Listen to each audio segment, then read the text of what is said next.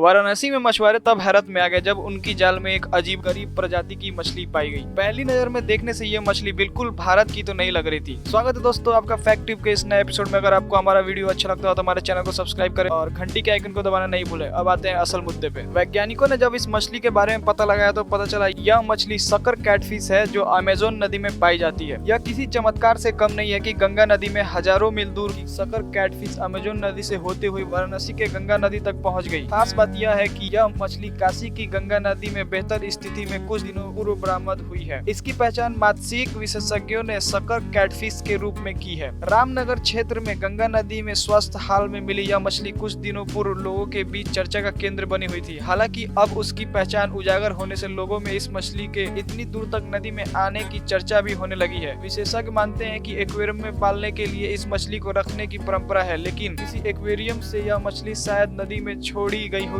और गंगा के सुरक्षित पारिवास में यह मछली बेहतर तरीके से पलने और बढ़ने लगी है। हालांकि यह कितनी संख्या में गंगा नदी में है इसकी जानकारी नहीं है, मगर उम्मीद है कि बेहतर पारिवास मिलने की वजह से इनकी संख्या भविष्य में गंगा नदी में और भी बढ़ सकती है। रामनगर में गंगा प्रहारी टीम के प्रदेश संयोजक दर्शन निषाद के नेतृत्व में डॉल्फिन संरक्षण जन जागरूकता अभियान के तहत गंगा नदी में मछुआरों संग निगरानी की जा रही थी। इसी दरमियान ग्राम सुजाबाद के सामने गंगा नदी में रेस्क्यू करते समय मछुआरों के जाल में अजीबोगरीब मछली फंस गई। मछली लोगों के बीच कौतूहल का विषय बन गई है। कोई भी मछुआरा इस मछली को पहचान नहीं कर सका। गंगा प्रहारी टीम के प्रदेश संयोजक दर्शन निषाद ने बताया कि जाल में फंसी मछली के सिर के नीचे मुंह है, ऊपर का हिस्से पर आंख है और शरीर पर कांटे उभरे हुए हैं। इस मछली का रंग भी बहुत ही अलग चटक नारंगी जैसा है जिसकी पहचान नहीं हो पा रही है। उस समय इसके क्लास स्तर की मछली होने का अंदाजा जताया गया था। उक्त मछली की पहचान के लिए नमामि गंगे भारत सरकार तथा भारतीय वन्यजीव संस्था देहरादून के वरिष्ठ वैज्ञानिक डॉक्टर रुचि बडोला तथा वरिष्ठ वैज्ञानिक डॉक्टर ए हुसैन को जानकारी भेजी गई थी, तब इसकी पहचान हो सकी है। बीएचयू के जंतु विज्ञानी प्रोफेसर बेचन लाल ने बताया कि यह जलीय परिस्थिति में भयानक असंतुलन का कारण है। यह अपने से छोटी मछली ही नहीं बल्कि अन्य जलीय जीवों को भी खा जाती है। इस मछली का जीव जंतु वैज्ञानिक नाम हाइपोस्टोमस होलोकोस्टोमस है। विदेशों में इसे ब्लैक्स नाम से भी जाना जाता है। देसी मछलियों को प्रजनन के लिए विशेष परिस्थितियों की जरूरत होती है, लेकिन इनके साथ ऐसा नहीं है। ये मछली जल के किसी भी परिस्थिति में और कहीं भी प्रजनन कर सकती है। उन्होंने बताया कि इन मछलियों को नदियों से समाप्त करना अब असंभव हो गया है। खास बात यह है कि